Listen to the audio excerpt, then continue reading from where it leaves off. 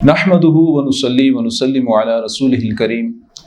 اما بعد فاعوذ بالله من الشيطان الرجيم بسم الله الرحمن الرحيم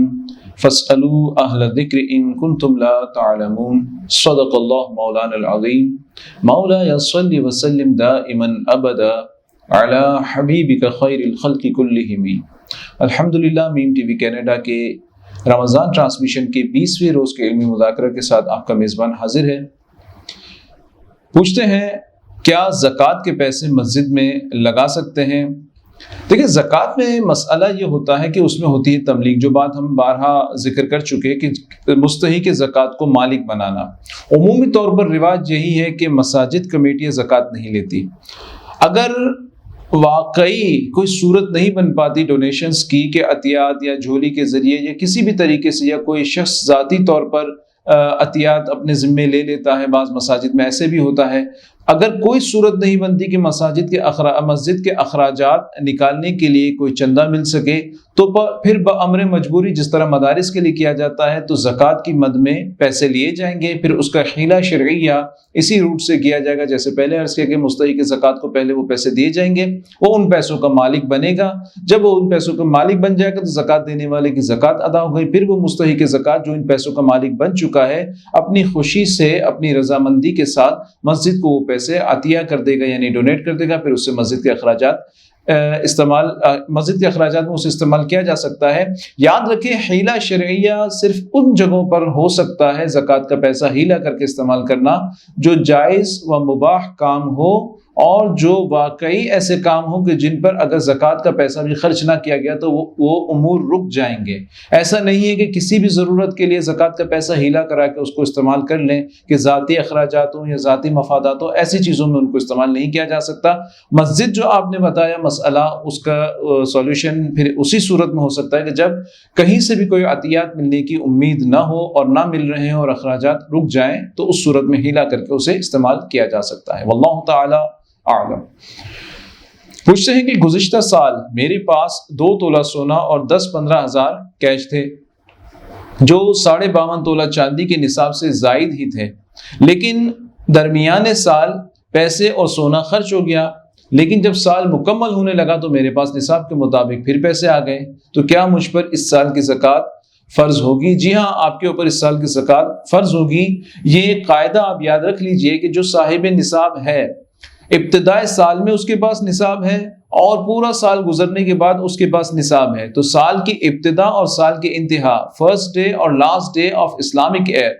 اسلامی سال کے پہلے اور آخری دن اس کے پاس نصاب ہے۔ درمیانے سال میں جو فلکچویشنز ہوئے یا مال ختم ہو گیا پھر مال آ گیا، تو اس کا اعتبار نہیں ہے۔ اعتبار اس چیز کا ہے کہ سال کے اینڈ پر اس کے پاس کتنا مال ہے، اگرچہ وہ ریونیو، اس کو آمدنی اس کو ایک دن پہلے ہی کیوں نہ ہوئی ہو، اس پر بھی اسے جب سال اس کا مکمل ہوتا ہے نصاب کے اوپر تو اسے وہ زکوٰۃ ادا کرنی ہوگی۔ واللہ تعالی اعلم۔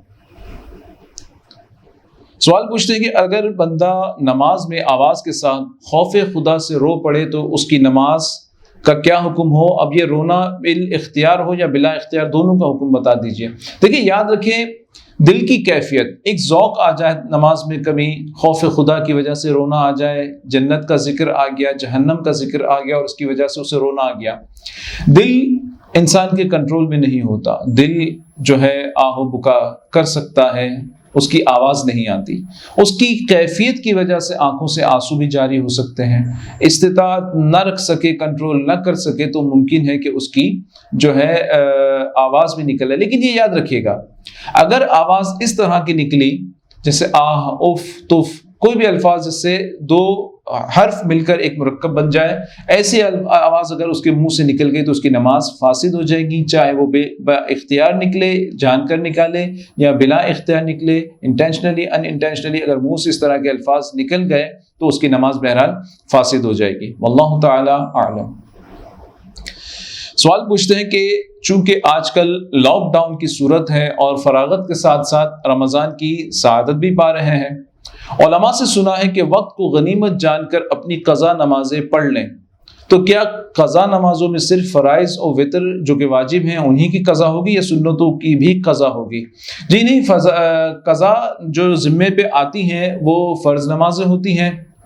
دن کی 5 نمازیں جو فرض ہیں ان کے صرف فرض رکعت ہیں، اور وطر جو کہ واجب ہے، یہ ذمے پہ قضا ہوتے ہیں، ان کا حساب لگا دیجئے، یعنی دن کی 6 نمازوں کا حساب ہوتا ہے، تو یہی نماز ذمے پہ قضا آتی ہیں، جو ہے سنتیں ہیں وہ ذمے پہ قضا نہیں آتی۔ واللہ تعالی اعلم۔ ایک اور سوال پوچھا گیا کہ کیا خشخشی داڑھی والے حافظ صاحب، خشخشی داڑھی سے مراد ہوتے ہیں جو ٹرم کرتے ہیں، داڑھی کو چھوٹا کر دیتے ہیں،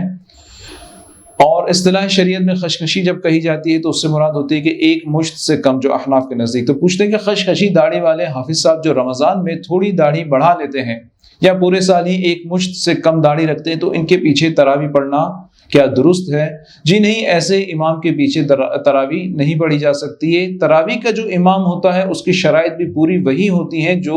دیگر نمازوں میں امام کی شرائط ہوتی ہیں۔ اس کی داڑھی بھی مکمل ہونی چاہیے، وہ فاسق معلن بھی نہیں ہونا چاہیے، نماز کے مسائل بھی جانتا ہو، قراءت بھی اس کی درست ہو، یہ سب شرائط ان کے لیے ہے۔ اور جہاں تک معاملہ داڑھی کا ہے تو حنفی کا ایک مشت داڑھی سے گھٹانا یا داڑھی منڈانا یہ حرام ہے۔ واللہ تعالی اعلم۔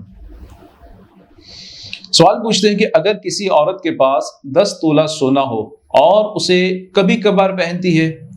اس سونے پر سال گزر جائے تو کیا اس پر زکوٰۃ فرض ہوگی؟ دیکھیں، سونا پہنے یا نہ پہنے، لے کے ایک مرتبہ رکھ دیا یا کہیں لاکر میں ڈپازٹ میں کہیں سنبھال کے رکھ دیا، کہ کسی بھی صورت میں اگر وہ سونے کی مالکہ ہے یا کوئی شخص سونے کا مالک ہے یا چاندی کا مالک ہے یا کوئی کسی عورت کی ملکیت میں چاندی ہے، تو بہرحال نصاب پر جب سال گزرے گا تو اسے سونے اور چاندی پر زکوٰۃ دینی ہوگی، بشرطے کہ وہ نصاب کو پہنچتے ہوں۔ واللہ تعالی اعلم۔ سوال پوچھتے ہیں کہ تراویح میں امام صاحب غلطی سے دوسری رکعت پر قعدہ کرنے کے بجائے تیسری رکعت کے لیے کھڑے ہو گئے، پھر تیسری رکعت پڑھنے کے بعد تشہد کیا اور سلام پھیرا، تو کیا وہ تراویح ہو گئی؟ جی نہیں، وہ تراویح نہیں ہوئی، اس لیے کہ دوسری رکعت کے اختتام پر انہیں تشہد میں بیٹھنا چاہیے تھا، وہ قعدہ اخیرہ تھا، ان کے حق میں فرض تھا۔ اب اس کا حکم جان لیجئے کہ اگر کبھی بالاتفاق ایسا ہو جائے تو تیسری رکعت کے لیے اگر کھڑا ہو گیا قعدے کو بھول کر، قعدہ اخیرہ تھا، تو اب وہ یہ کرے کہ سجدے سے پہلے اگر اس کو یاد آ جاتا ہے تو واپس تشہد کی طرف لوٹ جائے، تشہد پڑھے، سجود سہو کرے تو وہ نماز درست ہو جائے گی۔ اب چونکہ انہوں نے قعدہ اخیرہ کیا ہی نہیں، وہ ڈائریکٹ تیسری رکعت کے لیے کھڑے ہوئے اور تیسری رکعت مکمل کرنے کے بعد سلام بھی پھیر لیے، تو اب وہ جو شروع کی 2 رکعتیں تھی قعدہ اخیرہ جو کہ فرض ہے، وہ فرض ادا نہ ہونے کی وجہ سے وہ نماز فاسد ہو گئی۔ اب وہ جو 2 رکعتیں نماز فاسد ہو گئی، تو اب ان 3 رکعتوں میں جو حافظ صاحب نے قرات کی قرآن پاک کی، وہ قرآن پاک کی قرات بھی ان کو ختم قرآن کے لیے تراویح میں دوبارہ پڑھنے ہوں گے، بشرطے کہ وہ ختم قرآن تراویح میں کر رہے ہیں تو وہ تلاوت بھی انہیں اس قرآن مجید کی دوبارہ کرنی ہوگی۔ اس کو چھوڑ کر اسکپ کر کے اگر آگے تلاوت کرتے چلے جائیں گے تو پھر ان کا ختم قرآن بھی درست نہیں ہوگا۔ واللہ تعالی اعلم۔ اللہ تعالیٰ سے دعا ہے کہ اللہ تعالیٰ ہمارے اس سلسلے کو اپنی بارگاہ اقدس میں قبول فرمائے۔ اسکرین پر موجود ای میل ایڈریس یا واٹس ایپ نمبر پر آپ اپنے سوالات بھیج سکتے ہیں، انشاءاللہ ہماری کوشش ہوگی کہ آپ کے سوالات کو اس سیگمنٹ میں شامل کریں۔ کل کے علمی مذاکرے 21ویں دن میں انشاءاللہ آپ سے دوبارہ ملاقات ہوگی۔ کل تک کے لیے اجازت دیجیے۔ السلام علیکم ورحمۃ اللہ وبرکاتہ۔